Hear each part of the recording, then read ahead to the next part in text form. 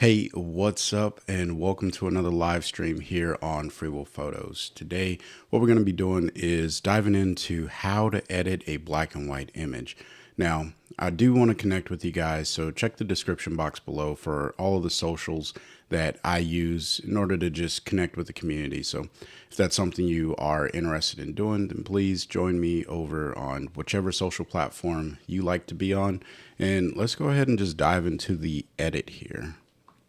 So we're here inside of ON1 Photo Raw, and as you can see, I have a photo of these leaves, and I actually titled this the plant. I've already saved this or posted this on Vero, so I'm just going to walk you through a process, not the exact process that I used because spoiler alert, I use silver effects on the one that I posted on Vero. So if you go to my Vero account, you'll see this image, and just know that I did use silver effects to process part of it, but I can get a very similar look and inside of ON1 Photo Raw, and that's what I want to show today. So I've already hit AI Auto, and I've pulled up a little bit on the shadows because this is what the image looked like originally. Oh, well, I guess I got to be in ON1 in order for my keyboard shortcuts to work. So this is the after, this is the before. You can see it was just dark, and I really wanted to pull out some of the detail in the shadow area of this particular image. So I went ahead, threw it through AI Auto, manually up the shadows, and that is the base edit. That is where we're starting. Now, what I typically like to do, if I really want to work with the shadows, I'll put this onto portrait, but I don't want to do that today because I think that it's good to have some dark shadows in there, and we'll soften those up a little bit later if necessary. So the next step that I have is to just jump right over into effects, and I like to start straight off with dropping a black and white filter in. So I'm going to drop a black and white filter on the image. And obviously this just makes your image black and white. Now there's a few ways that you can modify your image here. And in the conversion, I'm going to change it from color response to channel mixer. And what I found is this allows me to really get that look in the area that I want to modify the most, which is the leaves, because the background here, it's going to be pretty white, and I'm going to work on that separate, but it's the main subject of this plant that I really want to manipulate. So all I'm going to do is mess around with the channel mixer here, and then I'm going to come down to our tone.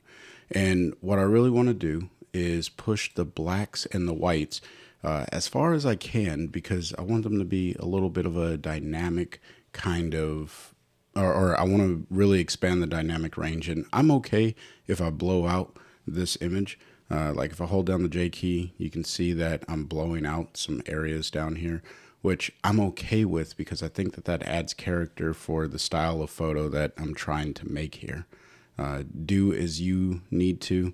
But what I am going to do is push the whites, so that way you see how it's just modifying this background. If I pull this down, it's really making that background start to transform into pure white.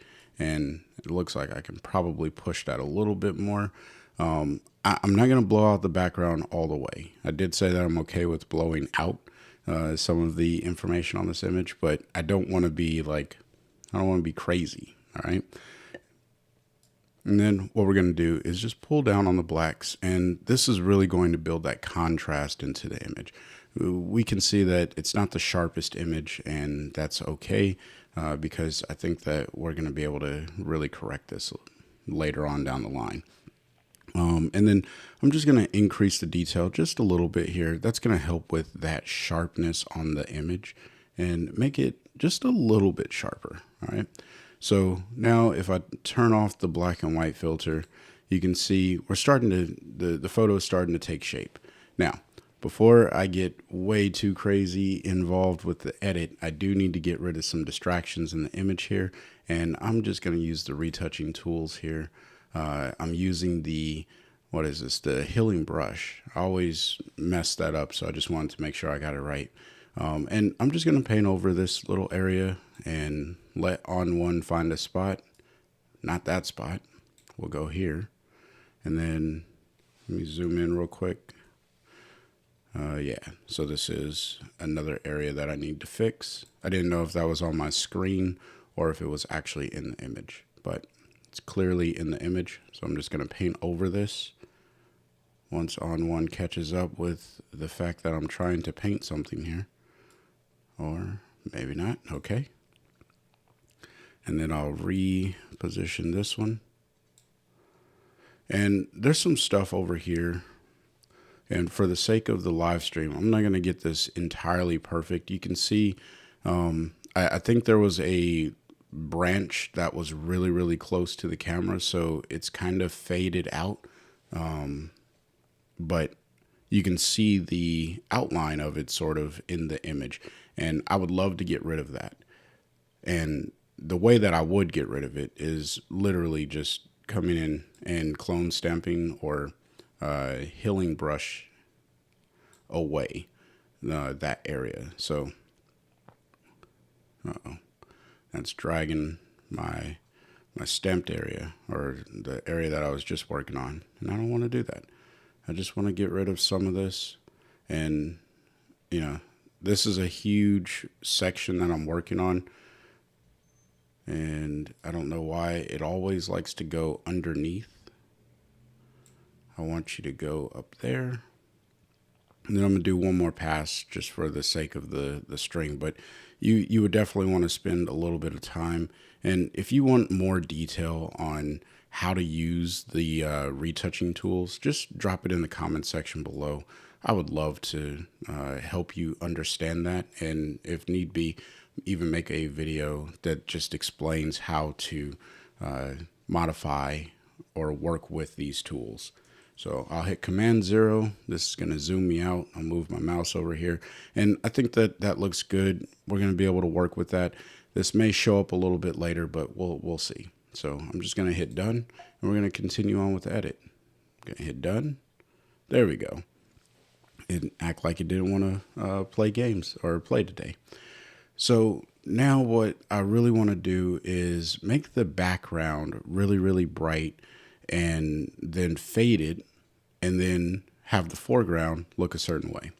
Now, if you are inside of ON1 Photo Raw 2023, you have access to the Super Select AI. And what I recommend you do is just figure out if it's going to work for your image.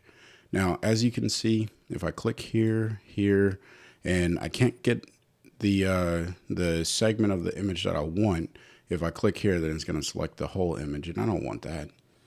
So it looks like it might work for pieces of the image, but not for the whole image. All right. So maybe Super Select AI isn't going to work for me today on this particular photo, but that's okay, because what I'm going to do is come over to my masking tool, and we're going to add an effect. We'll add a tone enhancer, because I want to make this a separate tonal adjustment than the rest of the image. So we'll add a tone enhancer. We'll click on our mask here, and we're going to go to the OG brush tool. All right. And all I want to do, I'm going to paint in the background, because I want the background to get this effect. All right. So this is what I love about this tool. You've seen me use this probably many times in the past, and if you haven't, then I'm sorry that you missed it. But this tool allows you to select the areas that you want to add a mask to, and not select the areas that you don't, because now what I'm going to do is put a red filter on here, and this is going to remove it from the areas that I don't want the mask on. All right. So, and this is just giving ON1 some data to work with. And the good news is, in black and white images, when you create that separation of contrast, which is why I made the background so white, it should make it easy for ON1 to identify, like, hey, okay, I get it. He wants the bright stuff and not the dark stuff. And that is essentially what I think at least happens. I could be wrong, but we'll see as I made that selection, and it did a really, really good job here. Now, obviously, I need to work on the bottom piece down here. So what I want to do is paint in, because this area was a little bit darker. ON1 didn't know what to do. So I'll just go like so. And then I'll mark inside of here. And if this isn't perfect, it's okay. Because the effect that I'm going for here is going to be pretty subtle anyhow, with the exception of up here. So if the bottom portion is not perfectly masked, it's not the end of the world. And even if the portions in between the leaves aren't perfectly masked, and that's the beauty of working in black and white as well, that you don't have to be 100% perfect and precise. You just have to be good enough for the effect to look like it worked the way that you expected it to. And you'll see what I'm talking about here in a second. So while this loads, okay, that's a good enough selection. I'm going to go ahead and hit done. And now I'm going to be able to modify the way that this background and foreground really looks. So if I just pull up on the exposure, you can see I'm now getting this like pure white background. And if I hold down J key, you can see I'm starting to blow it out.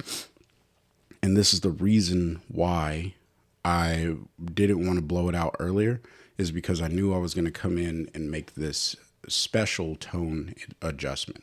So now that I have that in there the way that I want it to be, I need to mask this bottom part to really blend this in. And this is one of those more less talked about or lesser known features inside of ON1, that after you use a AI masking tool, you can come back and refine that mask by adding in an additional mask on top of it. And in this case, we're going to add a linear bottom, because I want to protect the bottom area here and gradually fade into this bright area up at the top. But I don't want to go through the intricacy of remasking all of this. So all I have to do is click on the mask. I'll hit add with that gradient. And as I pull this down, I want you to watch the little mask icon on the right side over here. You see how, I wonder if, okay. So this is a better way. I'm using the red overlay. So now if I pull down on this gradient tool, you'll see that it's not taking away or adding in the effect in the area that we've already masked with the AI masking tool. Give me 1 second.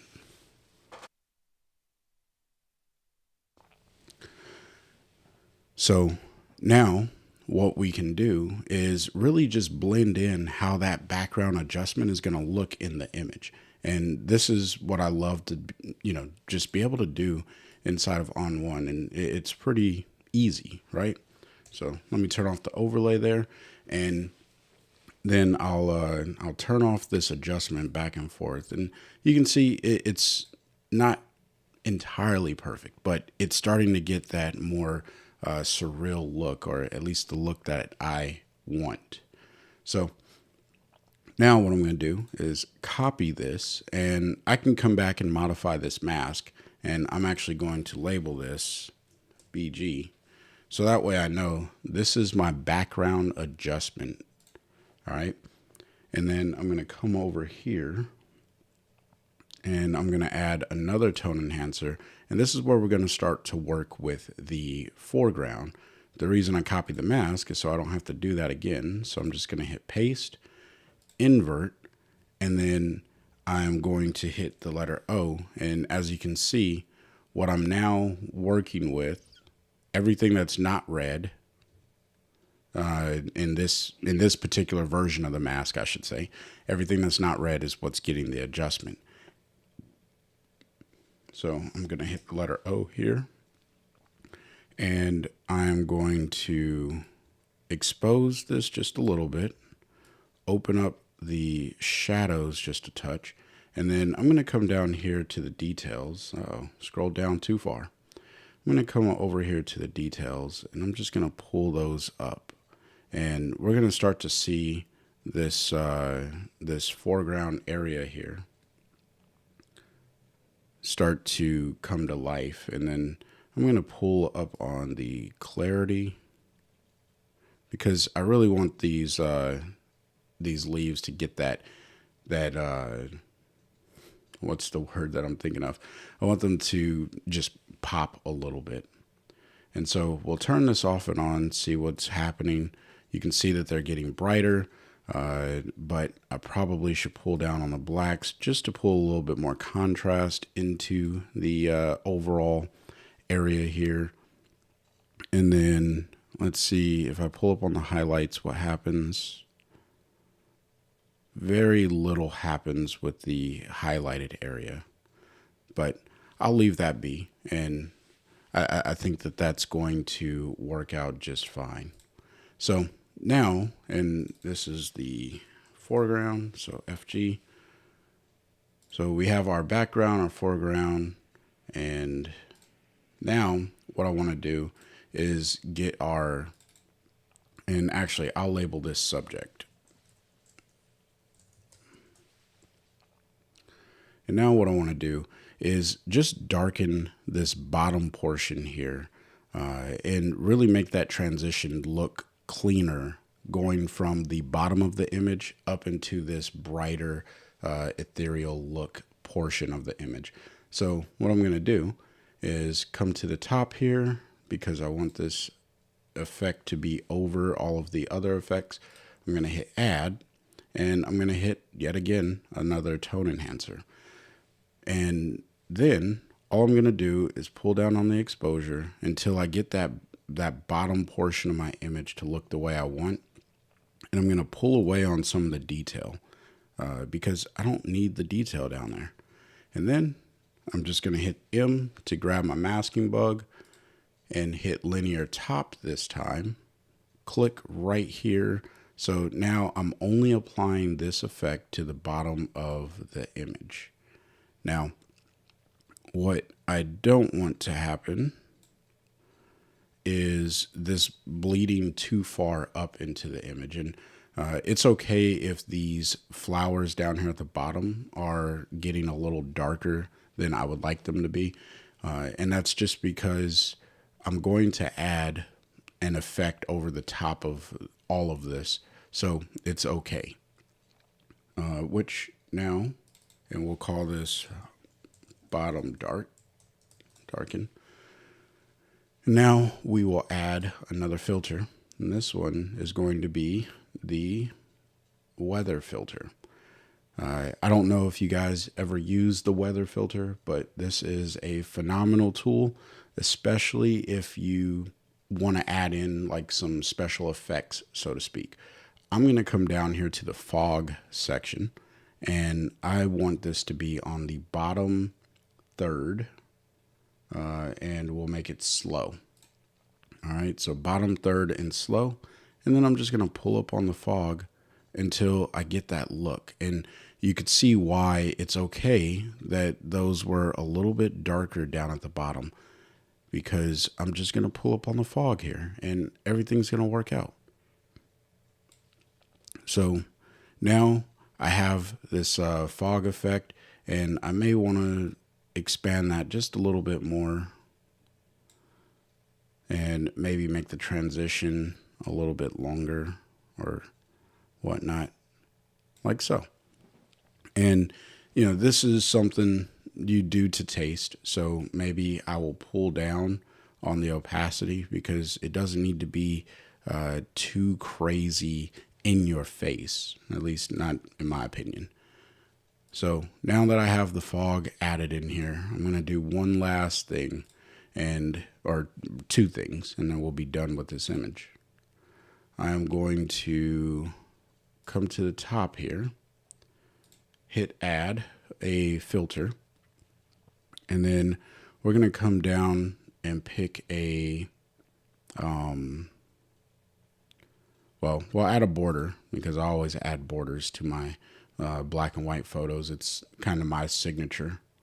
I just think that they look cool. So, and maybe we'll add a thicker border to it, maybe like so. And then we're going to add a curves filter. That's what I meant to add earlier, and I just wasn't thinking that all the way through. So we'll add a curves filter. And this is just so we can get that faded look that I really, really enjoy. We'll pull up on the blacks over here. And I'm going to turn this off and on. And I do like that, but I want to bring back some of that contrast in the image. So I'm just going to pull down on the shadows, maybe somewhere around here. And, you know, this is 100% to taste. I'm not telling you that this is the ultimate standard of editing your photos in black and white. This is just how I like to do it. And then I'm just going to pull this over a little bit. And that helps with that transition. Remember, we made this area down here darker. And the beauty of working in ON1 is this is all non-destructive edits. So if I say, man, you know what? It would be really nice to have this fade come up a little bit higher. Well, and you know, because I have kept my workspace fairly organized, I know that this is going to be the BG bottom. I'm sorry, bottom darken. I can click on this one again, come to the mask, and as long as I have my masking bug selected, I can now re-edit this, and I can pull this up and, you know, really fade this out however I want. So I can say, all right, you know what? I want this to come maybe to about here, and then bring my mouse over to the right side.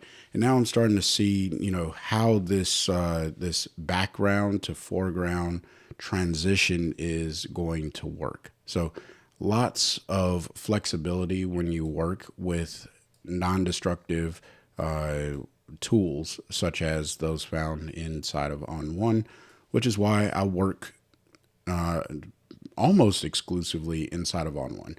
I won't lie to you, I do use other programs. It's just ON1 is 90% of my work happens in ON1, and then I go to the other programs for the things that ON1 is either not as capable with or doesn't have at all.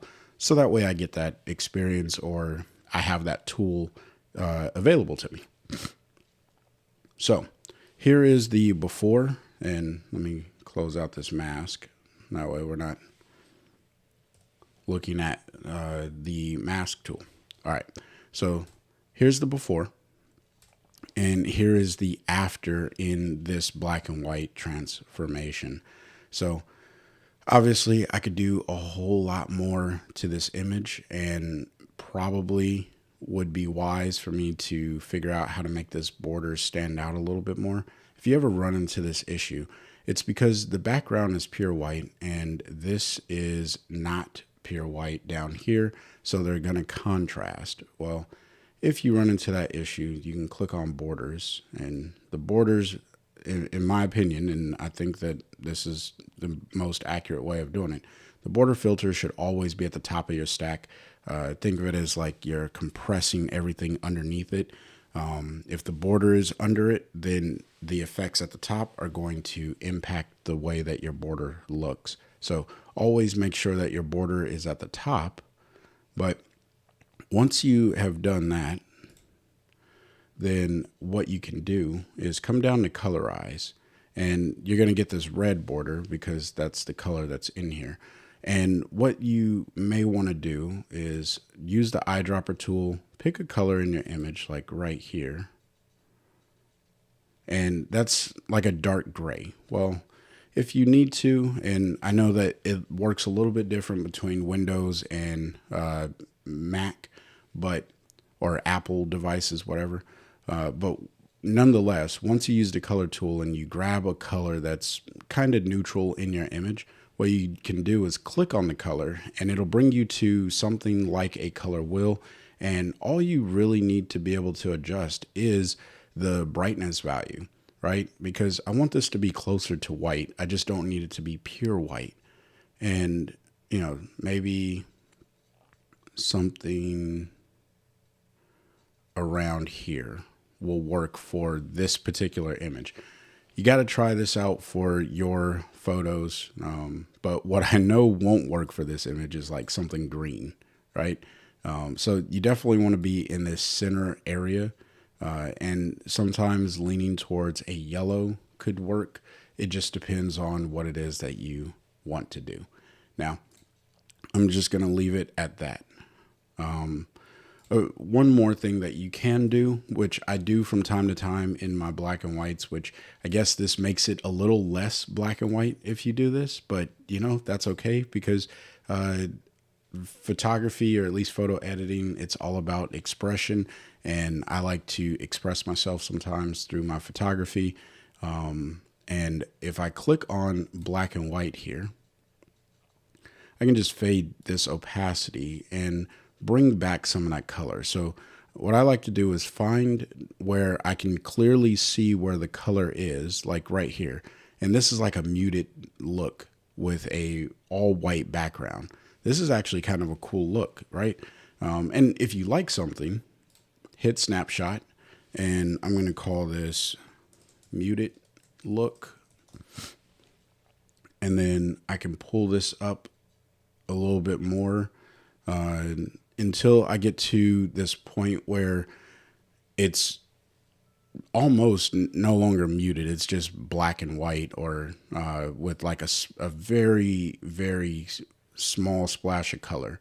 Now this works better with photos that have a ton of color in them. And what you can do to kind of make that color pop a little bit more, looks awful if you do it in color only. But what you can do is come over to the develop module, pull up on the saturation, and you can pull up on the vibrance. And when you start to bring back some of that color, it's just going to punch through a little bit stronger. So now you can see I didn't have to pull it down nearly as far as I did the last time, and I'm getting some of that color to come back. Again, this works better with a photo that has a ton of color, because if you get rid of it, it just looks awful and not very good if you get rid of the black and white adjustment. But this is one of the things that I do enjoy doing from time to time, and I'll probably stop it somewhere around here. And this just helps me with, again, the expression, my creative flow, my creative process of getting the black and white image the way that I want it to be, or a seemingly black and white image the way that I want it to be. So here's the before, and here is the after. And I keep saying like I'm done with the image, but there are a few more things that you may want to do. I don't need to do it for this image, but I will come down to add filter and add in a dynamic contrast. And I like to pull this right underneath the borders. So the dynamic contrast, if you just look at what that does to the image, it really makes it pop, right?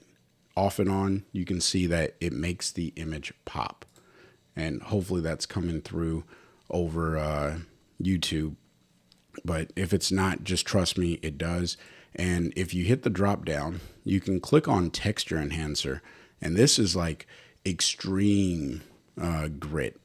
Now, you definitely want to dial this in for your image. And if I were to put this onto this image, I would probably go somewhere like this.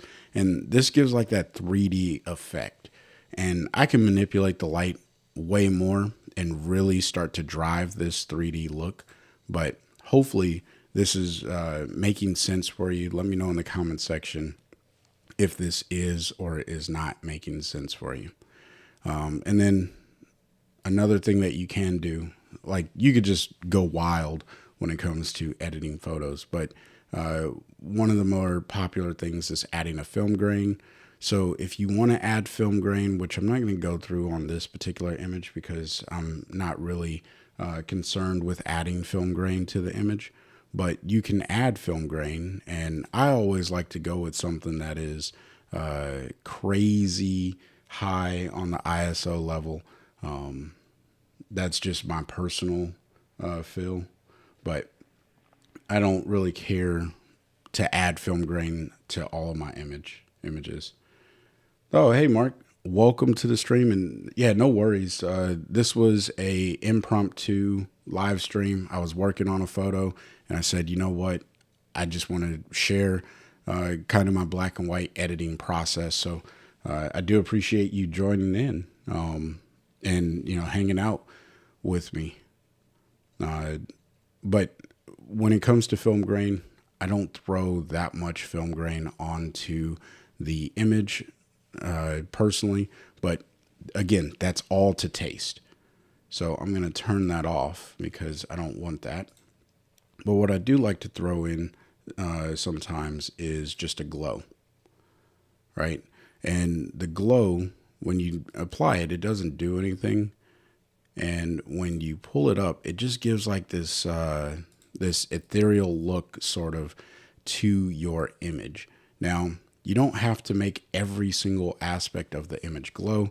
And this again is where ON1 shines. You can hit the gear icon and you can just apply this to your highlights only, right? Now, this is obviously applying it to the background, but if you wanted to, you can mask this in using the AI quick mask, not the super select AI, but the OG quick mask, and mask that in, which I'm not going to do, but I can really just dial in the range of where I want this glow to be. And as you can see, it's also reaching down into this area because again, it's affecting the entire image and not just one area, but it's affecting just the highlights. So if I turn this off and on, it's very, very subtle that way. And if you want to make shadows glow, then you can do that.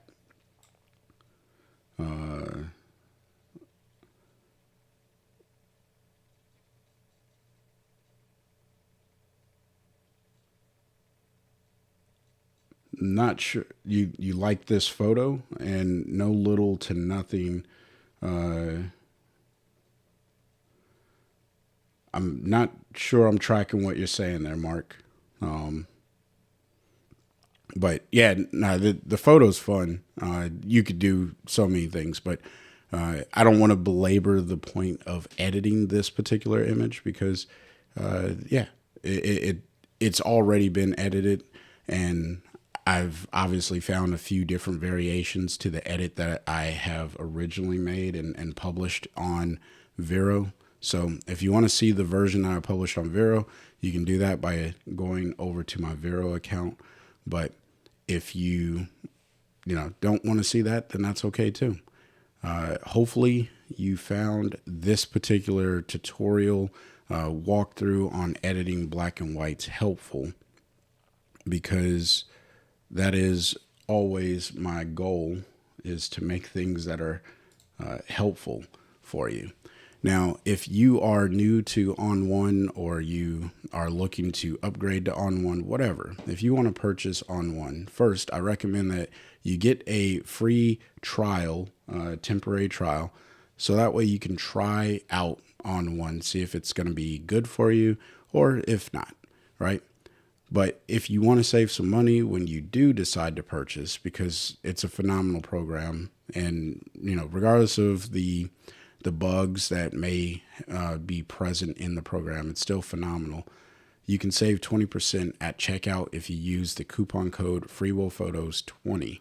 This works on pretty much anything in the store. So if you already own ON1, but you want to pick up maybe a book or presets or something of that sort, then try out this particular code and all should be well. So I'm going to jump over to the comments and let's see here. Let me change that. All right. Mark says he likes the lesson. I'm going to just pop it up right here. I like the lesson because I don't process black and white because I've never understood how to. Thanks for this. Yeah, no worries, Mark. So what I haven't actually said is I'm working on a black and white course that is going to be released on my website. So if you're interested in learning how to process black and white images, hopefully by the end of the month, that course will be fully edited. I'm working on editing the material for that.